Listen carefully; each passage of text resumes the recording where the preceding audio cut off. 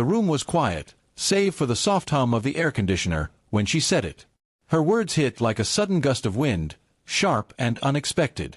"I slept with my ex last night," she confessed, her voice low, eyes fixed on the floor.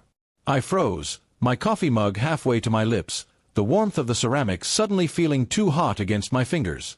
The world seemed to tilt, and for a moment, I wasn't sure if I'd heard her right. But her silence confirmed it, heavy and suffocating, filling the space between us. I set the mug down slowly, my mind racing to process the betrayal. I didn't yell. I didn't cry. Instead, a strange calm settled over me, like the stillness before a storm. I looked at her, really looked at her, and saw the woman I'd built a life with, years of shared dreams, late-night talks, and promises now shattered. My heart ached, but my voice was steady when I spoke.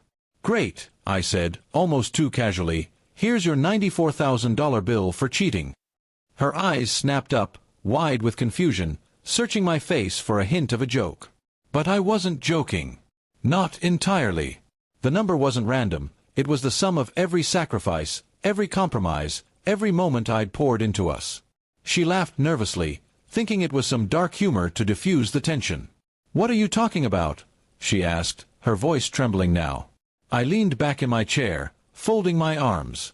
The bill wasn't literal, of course, but it was real to me. It was the cost of the house down payment I'd saved for us, the vacations we didn't take so we could build a future, the overtime hours I worked to make her smile. I started listing them, my voice cold but measured, each item a reminder of what I'd given up. Her face paled as the weight of my words sank in. She tried to explain, stumbling over her words, saying it was a mistake, a moment of weakness. She'd run into her ex at a bar, and one drink led to another. I listened, but her excuses felt like static, meaningless noise. I wasn't interested in the details. Each one would only carve the wound deeper. Instead, I thought about trust, how fragile it was, how we'd spent years building it only for her to tear it down in one night. I wondered if she'd ever truly valued it, or if I'd been blind to her restlessness all along. The conversation shifted to consequences. I didn't want revenge, but I needed clarity. I told her I needed time, space to think about what this meant for us. She nodded, tears streaming down her face, promising she'd do anything to fix it. But some things can't be fixed, not easily. I thought about the life we'd planned, kids, a home, growing old together, and wondered if it was all a mirage. The $94,000 wasn't about money, it was about the price of her choice, the debt she'd incurred in my heart. Days passed, and we moved through the house like ghosts, polite but distant.